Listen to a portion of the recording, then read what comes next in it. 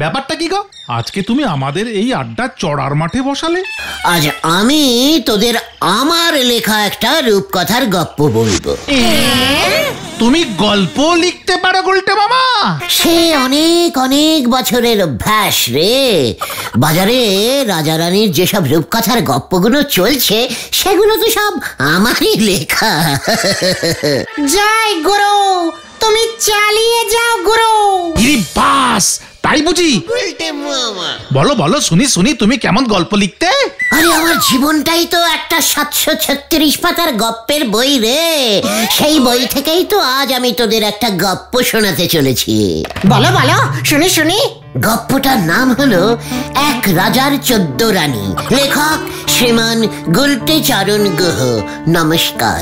এইটুকু গল্প নাকি? কেন পাচু, গলতপুরের একটা বড় সাইজের অশিক্ষিত বলদ? এটা তো সবে শুরু শুরু রে। তুমি শুরু করো গুলটে মামা। অনেক অনেক অনেক অনেক বছর আগে একটা রাজা ছিল। সেই রাজাটার 14টা রানী ছিল। বাবা, এতগুলো রানী?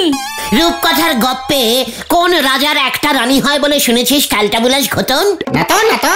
তবে রাজার তো 14টা রানী ছিল, আর সেই 14টা রানীর মোট 42টা ছেলে ছিল। বাপরে, 42 জন সন্তান? সন্তান নয়, ছেলে ছেলে, বয় বয়। অনেক পুরনো রূপকথা তো, তাই অনেকগুলো ছেলে রেখেছি। তারপর তারপর? একদিন হলো কি, ছেলেগুলো দল বেঁধে রথের মেলায় গেল। রূপকথার গল্পে রথের মেলা? এই প্রথমবার শুনলাম গো গুলটে মামা। ওই রাজার রাজ্যে রথের মেলা হলে তাতে তোর কি ফুটকাটা বলদ ঘটন? ঘটন তুমি বলে যাও গুলটে মামা, বলে যাও।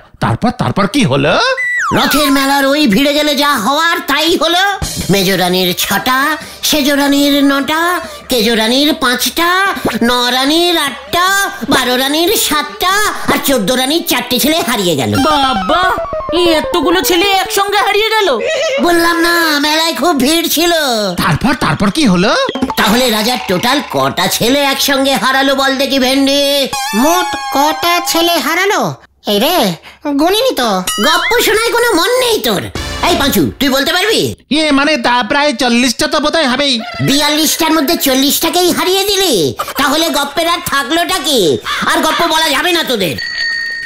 আচ্ছা দাদা ভাইয়েরা, এখানে গুলটে চরণ গুহ বলে কেউ থাকেন? এ কি থাকেন মানে? অলরেডি আপনার সামনে দাঁড়িয়ে আছেন। আপনার নামে একখান চিঠি আছে, এই নিন। চিঠি আমার নামে? অনেক দিন ধরে ভাবছিলাম আমার নামে একটা চিঠি আসবে। মনটা কেমন চিঠি চিঠি চিঠি চিঠি করছিল। দেখলি চলে এলো। থাঙ্কু দাদা, থাঙ্কু। চিঠিটা দিতে এই মাস হাটেক একটু দেরি হয়ে গেল। ঠিকানা খুঁজে পাচ্ছিলাম না, তারপর অনেককে জিজ্ঞাসা করে আপনার কাছে পৌঁছলাম। যাক, এবার তাহলে যাই আমি। ঠিক আছে। কে চিঠি পাঠালো গুলটে মামা? কি লেখা আছে? পড়ো পড়ো গুলটে মামা। ইস্তাবুলিশের রাজা তো আমাকে চিঠি পাঠাতো। দেখি কি লিখেছে।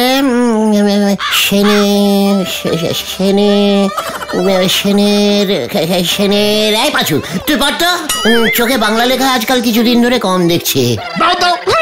স্নেহের গুলটে চরণ, ব্যারিস্টারি করে সারা জীবনে প্রচুর টাকা কামিয়েছি, সম্পত্তিও কিছু কম করিনি। এই সব কিছুই সম্ভব হয়েছে তোমার বাবার জন্য। তোমার বাবার এই ঋণ না শোধ করতে পারলে আমার আত্মা শান্তি পাবে না। তাই আমার জীবনের শেষ সম্পত্তিটুকু আমি তোমাকে দিয়ে যেতে চাই। তুমি যত শীঘ্র পারো ঘরঘটিয়া গ্রামে চলে আসো। ইতি ব্যারিস্টার সর্বেশ্বর সাঁতরা। এসবের মানে কি রে পাঁচু? গুলটে বাবা, তুমি সম্পত্তি পেতে চলেছ। আমার শরীরটা কেমন কাঁপছে রে। আমি যে হঠাৎ বড় লোক হয়ে গেলাম রে। ওরে বাবা গো, এবার আবার কি হবে রে? আমাকে ধর তোরা, আমাকে ধর। ধরছি। এখনই বেশি কাপাকাপির দরকার নেই। তুমি আগে পিসিমাকে গিয়ে ঘটনাটা বলো। দিনকাল খারাপ, বলা যায় না কে কোন মতলবে তোমাকে এই চিঠি লিখেছে। সবকিছুর মধ্যে মতলব খোঁজার অভ্যেসটা বন্ধ কর পাঁচু। আমি আজকেই ঘরঘটিয়ায় যাব। নড়ার দোকানে তোরা যা, আমি ওইখানেই আসছি। আর দেরি করা যাবে না। আরে না, আমি গেলুম রে। কেসটা কি হলো? ঘরগটিয়ায় গেলেই জানা যাবে। চল দেখি নরদার দোকানে।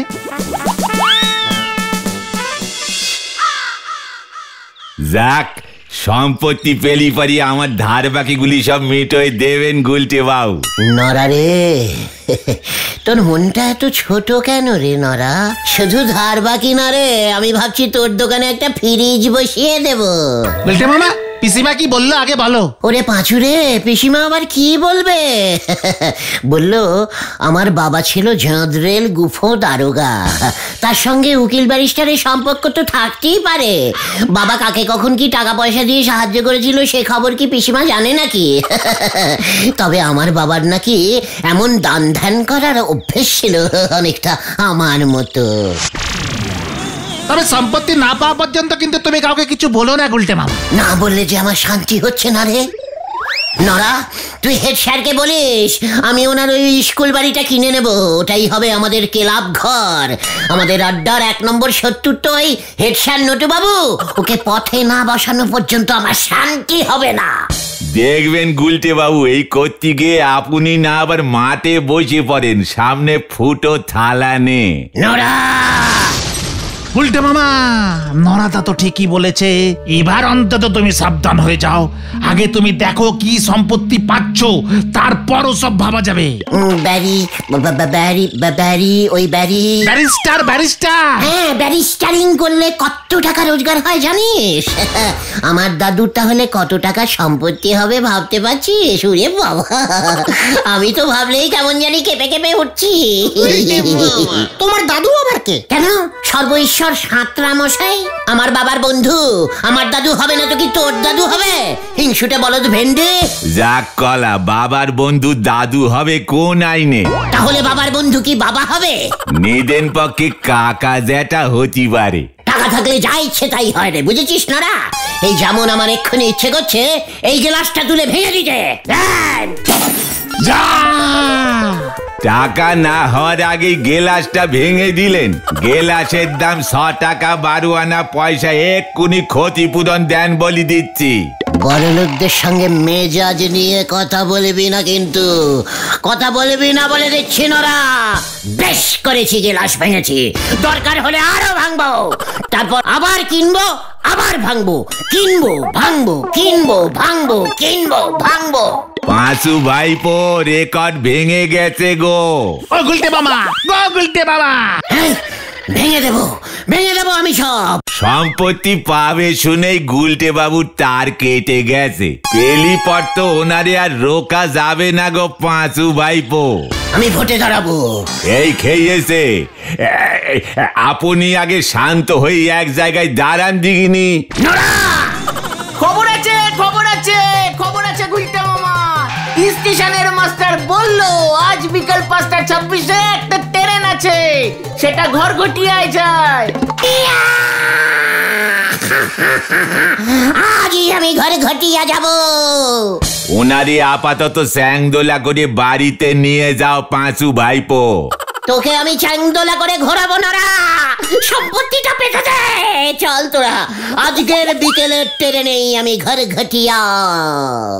বিয়ে ঠিক হয়েছে কালু সেনের, আর উনি চললেন টোপর কিনতে। হরি বল।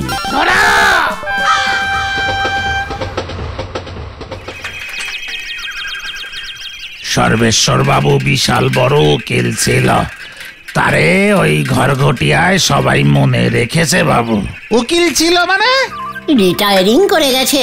এত কম বুঝিস কেন পাঁচু? আজকে তো আর ফিরবার কোনো ট্রেন নেই বাবু। দরকার হলে থেকে যাব। সম্পত্তির ব্যাপার, অনেক সই টই করতে হবে, সময় লাগবে। সাবধানে থাকবেন বাবু, অনেক পুরনো বাড়ি তো। বাড়িটার কত দাম হতে পারে ভাই?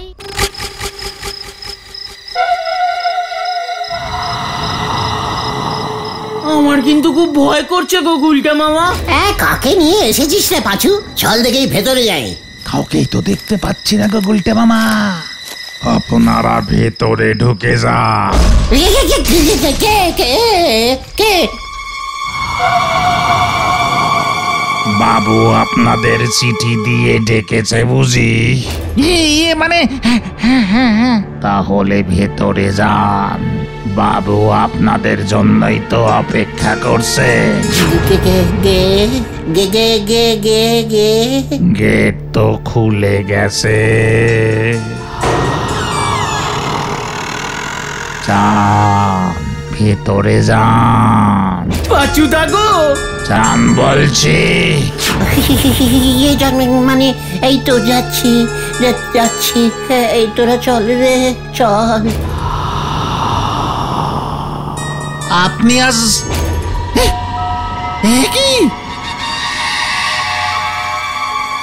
এই গোলটে মামা লোকটা কোথায় গেল? কোথায় গেল মানে? উল্টে মামা বাড়ি চলো, এই বাড়ির ভেতরে ঢুকে কাজ নেই। মানে এত টাকার সম্পত্তি কি করবো রে পাচু? গোলটে মামা চিঠি দিয়ে যখন ডেকেছে ভেতরে ঢুকেই দেখা যাক না, তাছাড়া এখন তো আর ফিরবার ট্রেনও পাবে না। সেটা ঠিকই বলেছিস। চল তাহলে ঢুকি।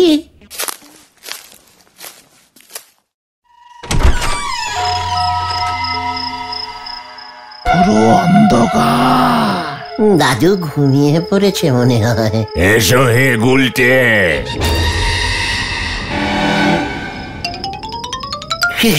সব্যেশ্বর দাদু। তোমরা দেখছি বেজায় ভয় পেয়েছো। মানে দাদু, হ্যাঁ। তা তুমি বুঝি গুলটে চরণ? আগে হ্যাঁ। ছেলেবেলায় তুমি তো অনেক মোটা ছিলে হে গুলটে চরণ। মানে আগে স্যার, মানে দাদু ওই যে ডায়েটি করতে করতে তো আমি এরকম রোগা হয়ে গেছি। আমি খুব কম খাই। বোঝো কাণ্ড। এখন দেখছি কম খাওয়াটা একটা ফ্যাশন। আমাদের সময় কিন্তু এসব ছিল না। তা তো নিশ্চয়ই। তুমি কবে মোটা ছিলে গো গুলটে মামা? কতন মানে ওই সম্পত্তির ব্যাপারটা বলছিলাম কি দাদু। সম্পত্তি তো আমার কম ছিল না বাপু, প্রায় 500-600 বিঘে জমি। পাচুরে, এই ঘর ঘটিয়ায় গোটা 10 বাড়ি। ও পাচুরে, তারপর ধরো ব্যাংকে নগদ 1,05,000 টাকাও ছিল। ওরে বাবা, ও মা গেলুম রে। এসব তোমার বাবার জন্যই হয়েছে। সেদিন যদি তোমার বাবা আমার পাশে না দাঁড়াতেন তাহলে কি আর আমি ওকালতি পড়তে পারতাম না ব্যারিস্টার হতে পারতাম? ঠিকই তো বাবা তো খালি লোকজনকে ব্যারিস্টারই পড়াতো। তা তুমি কত দূর পড়াশুনো করেছো শুনি? অনেক দূর দাদু, অনেক দূর। তবে আমি অবশ্য ব্যারিস্টারই পড়িনি, আমি মাস্টারি পড়িয়েছি। বিলিটি মাস্টারি। বাহ, বেশ ভালো। তাহলে সম্পত্তিগুলো কিভাবে আপনি দেবেন দাদু? মানে এত জমি, এতগুলো বাড়ি, এত টাকা, মানে একসঙ্গে নেব কেমন করে? সেসব কিছু কি আর আছে এখন? এই মানে তাহলে আপনি আমাকে ডাকলেন কেন? ধার দেনায় সবই গেছে। উল্টে মামা বাড়ি চলো। কে হে ছোকরা তুমি? তোমরা এসেছো আমার ইচ্ছায়, যাবেও আমার ইচ্ছায়। মানে ঠিকই তো ভেন্ডি, বড়দের সামনে এমন করে কথা বলতে হয়? চুপ করে যা। তবে তোমার বাবার সম্পত্তি আমি আগলে রেখেছি হে। দেখেছিস, বললাম না দাদু খুব ভালো, খালি সম্পত্তি আগলে রাখে। তা দাদু তবে সেটাই আমাকে দিন। সেই সম্পত্তি হলো আমার কাছে সবচেয়ে দামি, মূল্যবান, তার অনেক দাম। অনেক দাম? বাছুরে, শুনেছিস? দাদু কোথায় আছে সেই সম্পত্তি? ওই যে ওইখানে আমি যত্ন করে রেখে দিয়েছি, ব্যবহার করি না। ওই সিন্ধুকে? না, ওই তো ওটার উপরে। উপরে তো হ্যারিকেন। ওটা নিয়ে এসো দেখি। মানে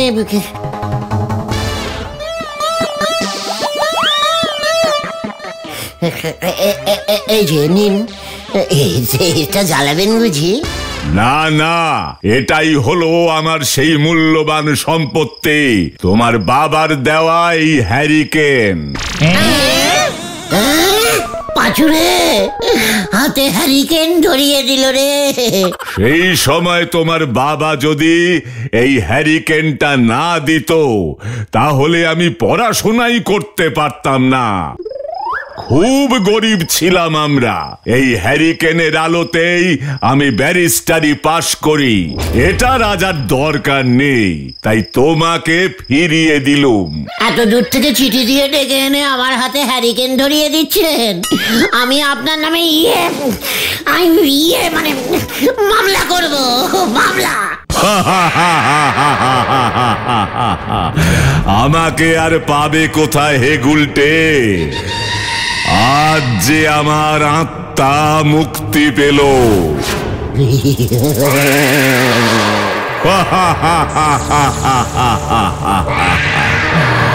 আমার আত্মা শান্তি পেল, আমার আত্মা শান্তি পেল।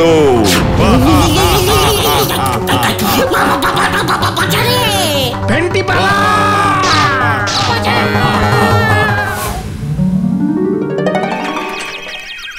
আমি কালকেই বুঝেছিলাম যে আবার বিপদ হতে যাচ্ছে, তাই গ্রাম থেকে লোকজন নিয়ে আপনাদের উদ্ধার করতে আসলাম। তখনই তো দেখলাম আপনারা দৌড়ে ওই বাড়ি থেকে বেরিয়ে আসছেন। তুমি কালকেই বললেন না কেন ভাই? আপনারা কি তখন বিশ্বাস করতেন? এর আগে তো কেউই করেনি। সম্পত্তি পাওয়ার লোভে তখন ভয় ডর মাথায় ওঠে। তার মানে আমাদের আগে অন্যরাও ভুতুরে চিঠি পেয়ে কতজন যে বিপদে পড়েছে। ব্যারিস্টার বাবুর সম্পত্তি তো কিছু কম ছিল না, কিন্তু নিজের ধার দেনায় সব হারিয়ে কর্তা বিনা চিকিৎসায় মারা গেলে। আমার হাতে হ্যারিকেন ধরিয়ে দিল রে, হ্যারিকেন ধরিয়ে দিল, হ্যারিকেন ধরিয়ে দিল। বাবা গো, ও পিসিমা, উল্টে মামা আমার হাতে হ্যারিকেন ধরিয়ে দিল। এত বড় সাহস, আমার হাতে হ্যারিকেন। পাঁচু ভাইপো, গুলটে বাবুর মাথাটা মনে হয় ওই হ্যারিকেনের তাপে আরো গন্ডগোল হয়ে গেছে গো। তাই তো দেখছি গো। পিসিমাও খুব খচে গেছে। নিজের বাড়ির হ্যারিকেনটাও গুলটে মামা ভেঙে দিয়েছে আজকে। গুলটে মামা এখন চারিপাশে শুধু হ্যারিকেনই দেখছে। হ্যারিকেন! এই নেন গুলটে বাবু, এক গ্লাস চা খেয়ে মাথাটা ঠান্ডা করেন দিনি। নরা, তুইও আমাকে হ্যারিকেন দিচ্ছিস?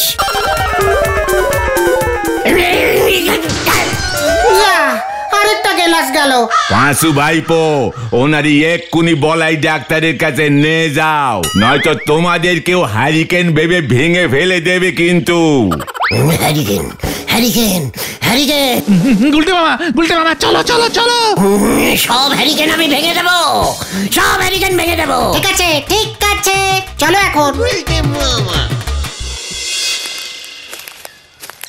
এই হ্যারিকেন ভাঙা রোগটার নাম কি গো পাচুদা? বলাই ডাক্তারের কাছে বলি গিয়ে আগে। হ্যারিকেন একটা অত্যন্ত বাজে জিনিস। আরে নটা দানা টিভি মাথায় করে কোথায় যাচ্ছে?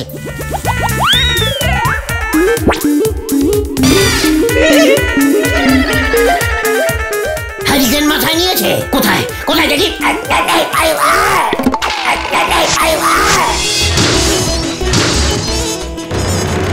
অত ছাড়া, এমনিতেই আমার টিভিটা খারাপ হয়ে গেছিল, তুই পুরোটাই দিলি। এটা কি করলে তুমি? আমার টিভির দাম দে। বলতে বাবা পালাও। বেশ করেছি, ভেঙেছি। আবার কোথায় হ্যারিকেন? আবার হ্যারিকেন আমাকে খুঁজে বার করতে হবে। হ্যারিকেন ভাঙবো। তুমি কি শুরু করেছে বলো তো উল্টে মামা? আমি হ্যারিকেন ছাড়া কিচ্ছু দেখতে পাচ্ছি না রে, কিচ্ছু দেখতে পাচ্ছি না। আমাকে কি হ্যারিকেন দেখছো? এই যে ছেলেপিলের দল, ভালোই হলো দেখা হয়ে গেল। কেন নিমাইদা? আমার মেয়ের বিয়ে ঠিক হয়েছে। ছেলের বাড়ি থেকে লোকজন আসবে পাকা কথা বলতে। তোমরা তো সব সময় রাস্তার মোড়েই থাকো, আমার বাড়িটা একটু চিনিয়ে দিও তো। ঠিক আছে নিমাইদা। নিমাইদা, আপনিও হাতে হ্যারিকেন ঝুলিয়েছেন? কবে নাহি হ্যারিকেনের গুষ্টি ষষ্ঠী পুজো করবো। পালাও পাচুদা। দেখাচ্ছি তোকে হ্যারিকেন। হ্যারিকেন নিভে গেছে নটাদা। আমার টিভি ভেঙেছিস হতচ্ছাড়া। উরে বাবা গো। এবার যদি হ্যারিকেনের ভূত নামে, সব দাঁতগুলো পড়ে গেল।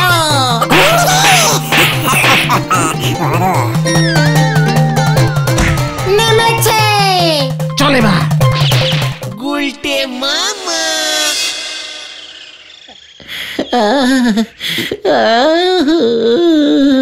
যাক বাবা, চোরকে হ্যারিকেনের ভূত ঘর থেকে নেমে গেছে। আমি আর সম্পত্তি চাই না রে ভাই টুগন। তাহলে তুমি এখন কি চাও? আমার দুই গালে হ্যারিকেনের শেক দিতে চাই। গুলটে মামা কি জয়। উরে বাবা রে, গেলুম রে।